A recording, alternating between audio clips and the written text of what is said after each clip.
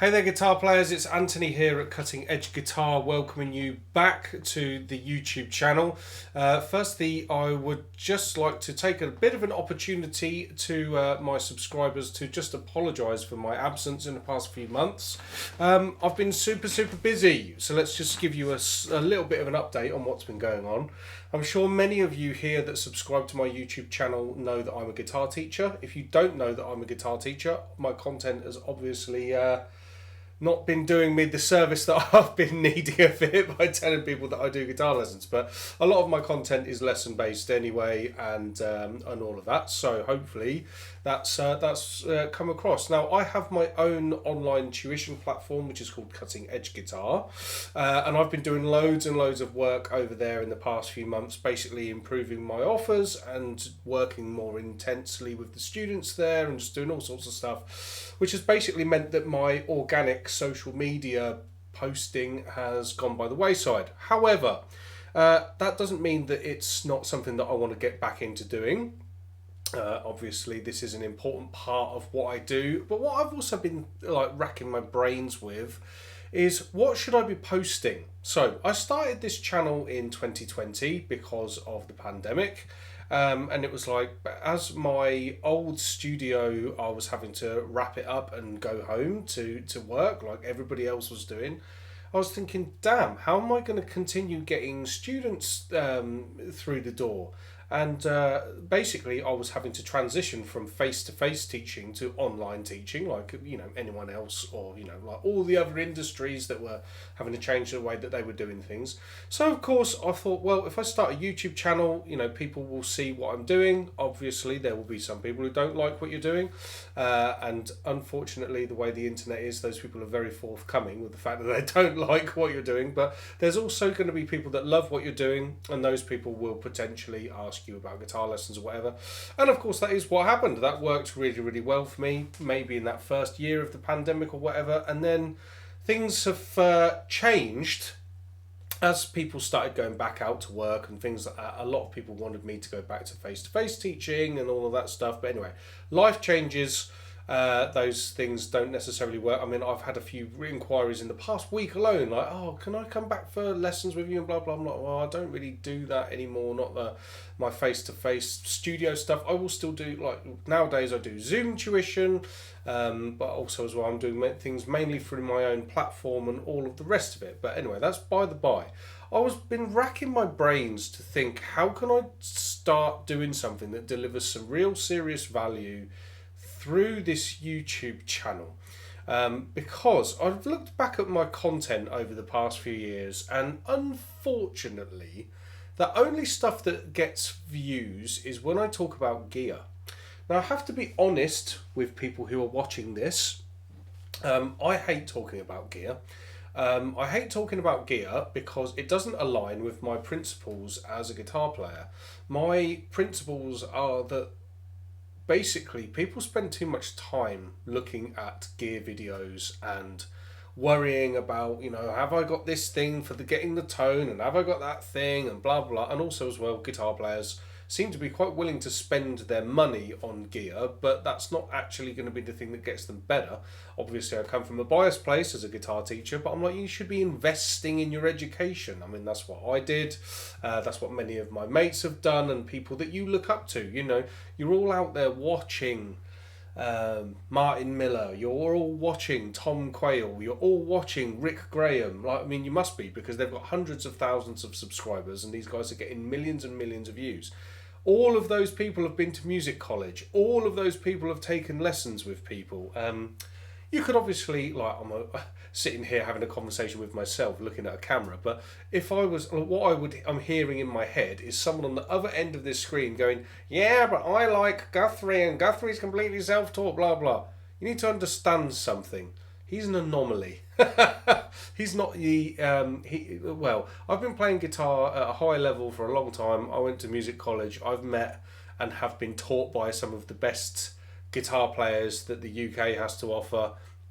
There's also like people that have taught like internationally when I was at the Guitar Institute. But yeah, I could sit here and name drop all of the people that ex Guitar Technique writers and blah blah, people that I know. If you're interested in that, drop me a line in the comments and I'll tell you the people that I know. But I won't sit here going on about that on this channel right now. But what I will say is that, Guthrie is an anomaly. And he probably would have had guitar lessons if he could have afforded them when he was a kid. But he's quite open about the fact that they couldn't afford them and all of that stuff. But even other people like an idol of mine, Joe Satriani, he's always, I'm self-taught and blah, blah, blah. But he's not completely self-taught. He went and took a lesson from Lenny Tristano. Although it wasn't a guitar lesson, it's still a lesson in the inner workings of music. Both him and Vi also completely talk about their theory teacher, Bill Westcott. His name comes up all the time. So how can you say that Joe Satriani is completely self-taught? He might be self-taught as a guitar player, but he's had people teaching him all of this theory stuff and, all of these things. Like, people get taught along the way. Frank Gambale is another one who comes to mind for me. He's one of my idols. Love Frank Gambale. I'm completely self-taught, blah blah. But then he every now and then will come out with, I took a lesson from this guy. It might have only been one lesson, but he's not completely self-taught. Also, the people that say like, I'm completely self-taught, but I've bought this course, or I've bought this book, or I've bought this, blah blah. You might be like, you've not actually sat in the room with a teacher, but you've learned something off of the benefit of somebody else's wisdom by sitting there learning from their documented program that you followed. So I think the self-taught thing is also like, people want to wear that in guitar world like it's a badge of honor, and it's like, why? Like, you don't get any kudos for being, say that, you're self-taught. Like, like I don't say to people, I took lessons so therefore I feel bad. Lessons just got me to where I wanted to be faster. Why would you feel bad about that? It's a very strange guitarist only mentality, I think, because I talked to lots of other musicians and nobody else seems to bother about that stuff as much. But anyway, one of the things I want to talk to you about is books and product and stuff like that. So 2025, it's been 10 years since I published my first guitar tuition book. Okay, now I obviously spent a lot of time and effort on putting this together as a product. Now, why did I do this? This is something that's very interesting.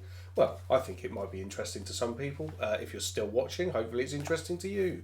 So, I left the Guitar Institute and basically started teaching guitar almost instantly. At the age of, I was 20, I turned 21 not long after leaving the Guitar Institute. Started working in schools. And then as soon as I was working in schools, like, things were a bit different when I was 21. You didn't take your laptop around with you and have the internet and you could just pull up every guitar tab under the sun and all that stuff. You had to be a bit more prepared.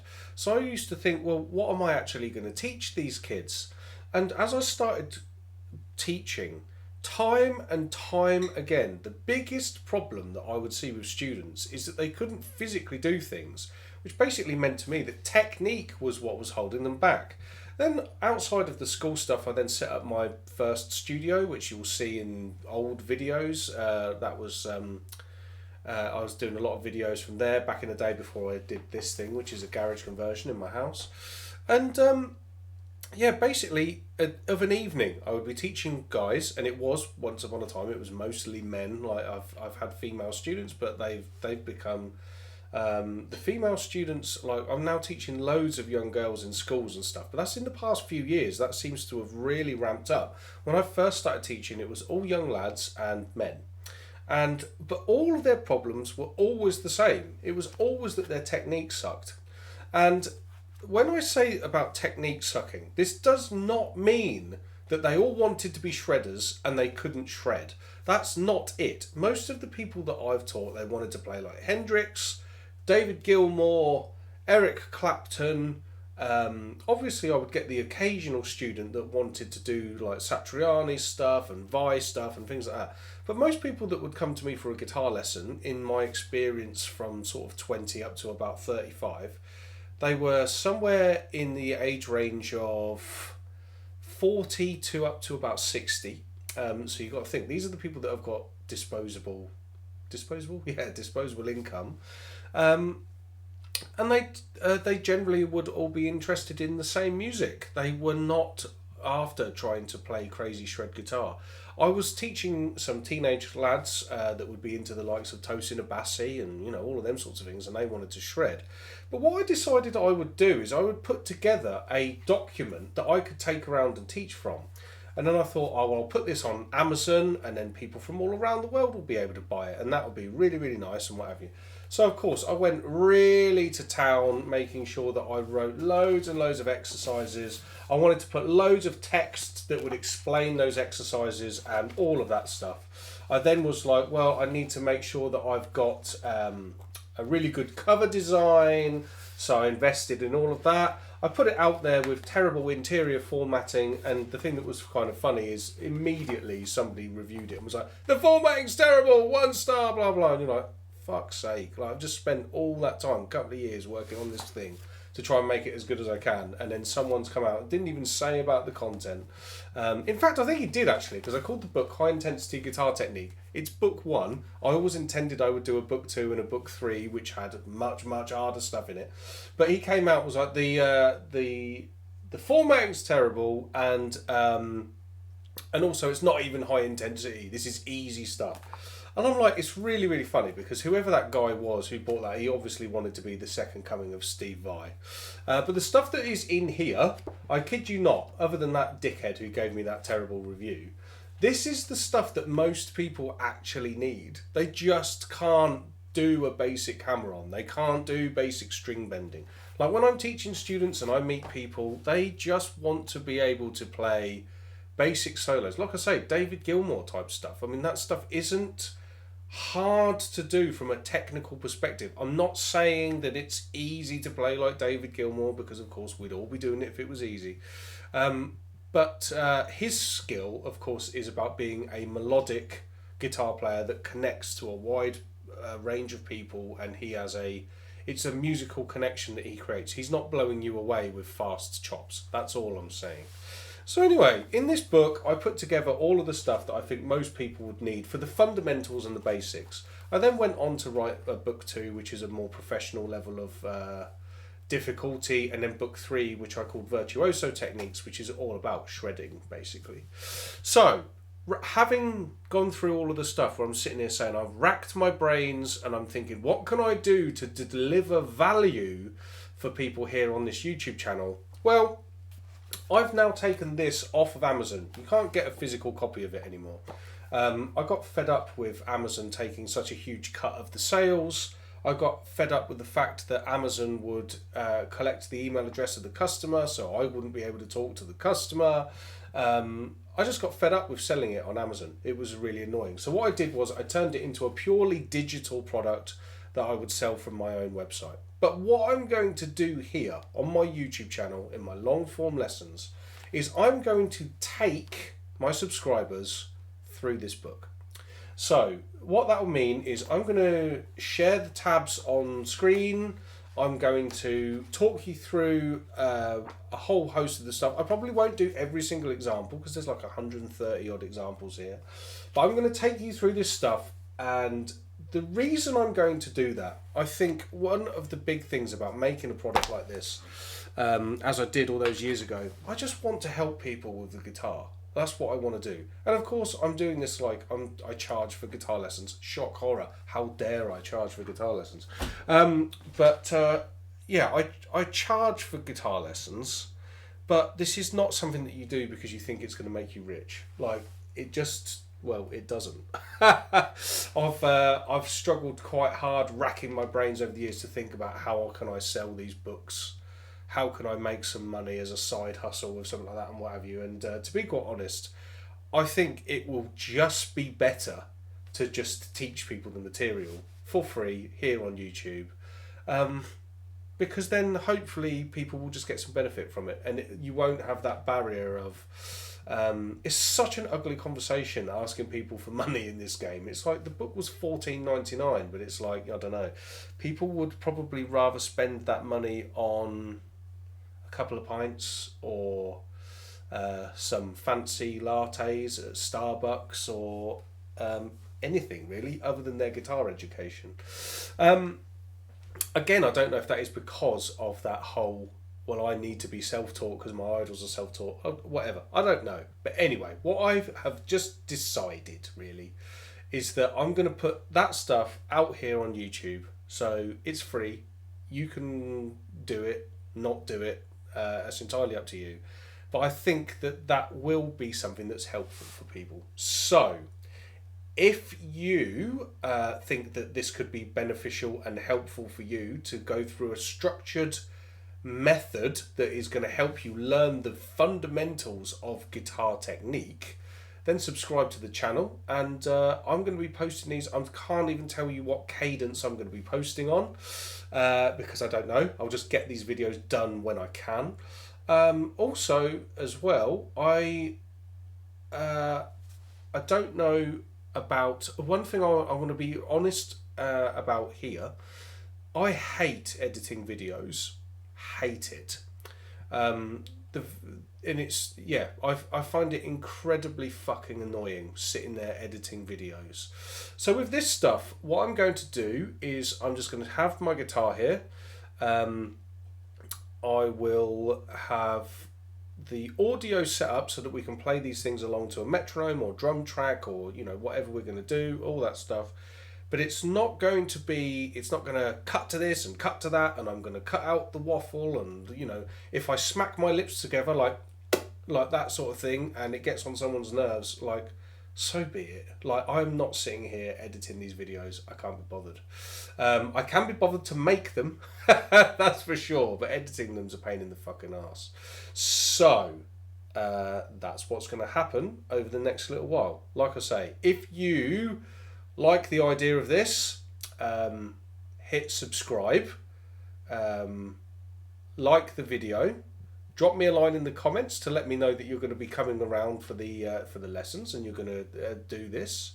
Like I said about the book as well, like, they're not available for purchase as a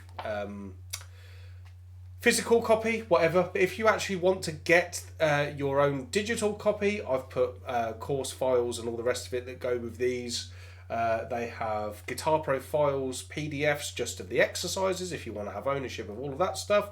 You can get all of that from the Cutting Edge Guitar website. Like I say though, I'm not going to withhold anything from book one. I'm going to put it all up here on YouTube, so you don't have to feel obligated to buy the book. There's no high pressure sales thing for the $17.99 that I think the digital one is, whatever. If you want to get books 2 and 3 though, and you want to go much further into technique than we'll do here, that stuff I probably won't do on YouTube. We'll see how far we get with this. I might run out of steam by the time that I'm done book 1.